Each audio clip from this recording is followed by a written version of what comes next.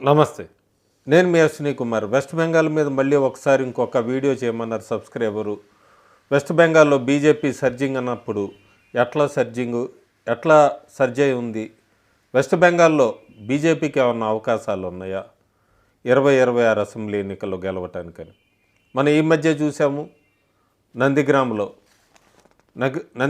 Corporation ఎన్నికలైనయి. ఎన్నికల్లో 12-0తో BJP గెలుచుకుంది. టీఎంసీకి ఒకప్పుడు స్ట్రాంగ్ హోల్డు. సువేందు అధికారి అక్కడ మమతా బెనర్జీని ఓడించాక అసెంబ్లీ ఎన్నికల్లో చాలా స్ట్రాంగ్ అయింది.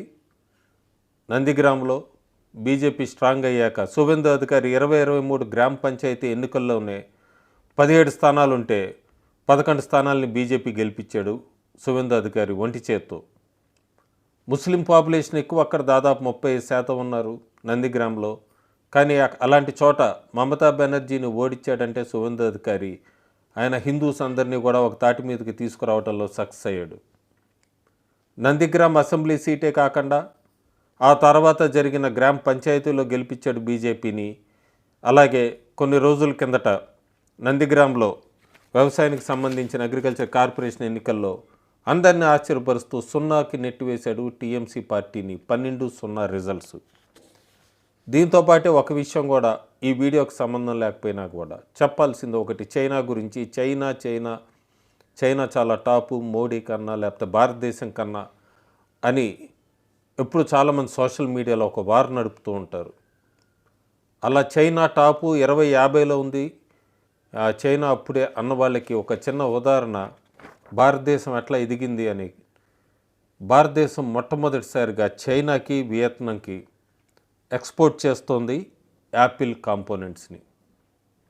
భారతదేశం ఎక్స్పోర్ట్ లెవెల్కి వెళ్ళింది చైనా లాంటి దేశానికి.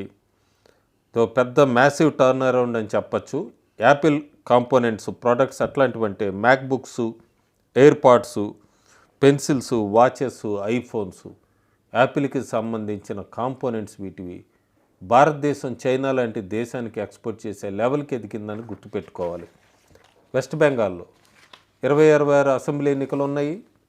స్ట్రాటజిస్టులు అందరూ పనిచేస్తున్నారు టీఎంసీకే.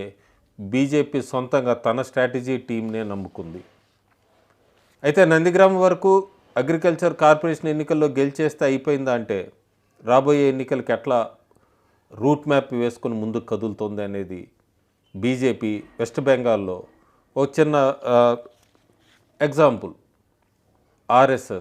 ఆర్ఎస్ఎస్ హెడ్ క్వార్టర్స్ బుర్ద్వాన్లో కొన్ని రోజుల కిందటే మోహన్ భాగవత్ ప్రారంభించారు. ఆర్ఎస్ఎస్ ఒక 27 ఆర్గనైజేషన్స్తో కలిసి వెస్ట్ బెంగాల్లో ఈసారి బీజేపీని గెలిపించాలని పట్టుదలగా రంగంలోకి దిగింది. Combination of RSS and BJP ఎప్పుడు వర్కౌట్ అవుతుంది. ఈ మధ్య మనం హర్యానాలో చూసాము, ఢిల్లీలో, మహారాష్ట్రలో చూసాము. మ్యాండేట్ క్లియర్గా కనబడింది వన్ సైడ్గా బీజేపీకి.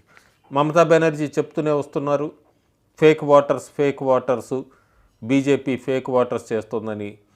దీన్ని బట్టి అర్థమవుతుంది. మొన్నటిదాకా ఈవీఎం మ్యానిపులేషన్ అన్నారు, ఇప్పుడు ఫేక్ వాటర్స్ అంటే ముందు నుంచే తన గ్రౌండ్ ప్రిపేర్ చేసుకుంటున్నారా ఓటమికి అనేది అయితే ఒక అనుమానం వ్యక్తం అవుతోంది వెస్ట్ బెంగాల్లో. ఫేక్ వాటర్స్ అంటూ చెప్తూ కూడా టీఎంసీ ప్రభుత్వం ఒక టీంని ఫామ్ చేశారు. ఆ టీంని ఏంటంటే హిందూ రెఫ్యూజీస్ ఉన్న ఓటర్స్ లిస్టులోంచి హిందూ రెఫ్యూజీస్ని అందరినీ కూడా ఆమె తొలగించడం మొదలుపెట్టారు రాష్ట్రంలో. ఎట్లాగో ముస్లిం రెఫ్యూజీస్ అందరూ కూడా టీఎంసీకి సపోర్టు. ఆవిడకి అర్థమైంది హిందూ రెఫ్యూజీస్ వీళ్ళందరూ అయితే బీజేపీకి ఓటేస్తారు కాబట్టి ఓటర్స్ లిస్టులోంచి నెమ్మదిగా ఆమె వాళ్ళ పేర్లు తొలగించడం మొదలుపెట్టింది. దీని మీద బీజేపీ రాబోయే రోజుల్లో మళ్ళీ ఒకసారి ఉద్యమం తీసుకుని రాబోతోంది. మమతా బెనర్జీ వెస్ట్ బెంగాల్ని ఎంత వరస్ట్గా లేకపోతే ఇన్ని సంవత్సరాల్లో ఈ 14 సంవత్సరాల ఆమె పరిపాలనలో ఎట్లా డౌన్ చేసుకుంటూ వచ్చారంటే, ఎప్పుడు మనకందరికీ తెలిసిందే క్లీనెస్ట్ సిటీ అంటే ఇండోర్ అనే. కానీ డర్టీయెస్ట్ సిటీస్ ఓ 10 ఉన్నాయి భారతదేశంలో. టాప్ 10లో అవి అన్నీ 10 వెస్ట్ బెంగాల్లోనే ఉన్నాయి. హౌరా, కళ్యాణి, మధ్యగ్రామ్, కృష్ణానగర్, అసన్సోల్, రిష్రా, బిర్ధానగర్, కచ్చర్పారా, కలకత్తా, అలాగే బత్పరా, ఇవన్నీ కూడా వెస్ట్ బెంగాల్కి సంబంధించినవే. ఇవన్నీ కూడా గార్బేజ్ లాగా తయారు చేసింది మమతా బెనర్జీ. కరప్షను, వైలెన్సు, అలాగే స్కామ్సు, ఎక్కడా కూడా రాష్ట్రాన్ని ఇన్వెస్టర్స్ని పుల్ చేయటం లేదు. బడ్జెట్స్కి వచ్చేటప్పటికి మాత్రం ఒక కమ్యూనిటీకి బడ్జెట్లో ఎక్కువ అలాట్ చేయటం, ఇవన్నీ చూస్తూనే ఉన్నాం. అందుకే సువేందు అధికారి చాలా డైరెక్ట్గా ఒక పిలుపైతే ఇచ్చారు. నేను మమతా బెనర్జీని నందిగ్రామ్లో 30% ముస్లిం పాపులేషన్ ఉన్న చోటే ఓడించాను. ఈసారి హిందువులందరూ యునైట్ అవుదాము, వెస్ట్ బెంగాల్ని మరో బంగ్లాదేశ్ కానియద్దని ఆయన డైరెక్ట్గానే పిలిపించాడు. ఆయన అంతేకాకుండా సువేందు అధికారి ఇంకోటి కూడా చెప్తున్నాడు. ఇప్పుడు ఫోకస్ పూర్తిగా భవానీపూర్లో పెట్టాడు.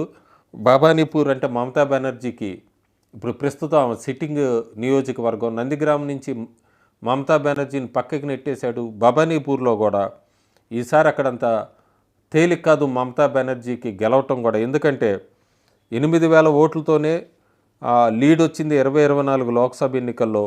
2019 లోక్సభ ఎన్నికల్లో 3,000 ఉంది. సో అక్కడ ఆమెని ఓడించడానికి గట్టి ప్రయత్నంగా ఒక స్పెషల్ టీంని ఫామ్ చేశాడు సువేందు అధికారి. ఎట్టి పరిస్థితుల్లో కూడా మమతా బెనర్జీని సైతం ఓడించాలి ఈసారి అని. మరి ఆవిడేమైనా నియోజకవర్గం మార్చుకుంటుందా లేదా అనేది అయితే వేచి చూడాలి. ప్రస్తుతానికి ఆ నియోజకవర్గంలో మాత్రం హోరాహోరీ ఆమె ఓడిపోయినా కూడా ఆశ్చర్యపోవక్కలేదు, అదే నియోజకవర్గం నుంచి పోటీ చేస్తే. ఇంకా ఈ మమతా బెనర్జీ ఫేక్ ఓటర్స్ ఇవన్నీ క్రియేట్ చేసుకుంటూ వచ్చింది. కానీ కాంగ్రెస్ లీడరు ఆమె కాంగ్రెస్ కూటమిలోనే ఉంది ప్రస్తుతానికి. అదే కూటమికి సంబంధించిన కాంగ్రెస్ నాయకుడు అధీర్ రంజన్ చౌదరి అయితే చాలా క్లియర్గా చెప్తున్నాడు, బెంగాల్ ప్రభుత్వమే చాలా పెద్ద ఎక్స్పర్టు ఫేక్ ఓటర్స్ చేయటంలో. గత కొన్ని సంవత్సరాలుగా నడుస్తుంది మమతా బెనర్జీ ఈ ఫేక్ ఓటర్స్ అన్నీ కూడా క్రియేట్ చేయటంలో.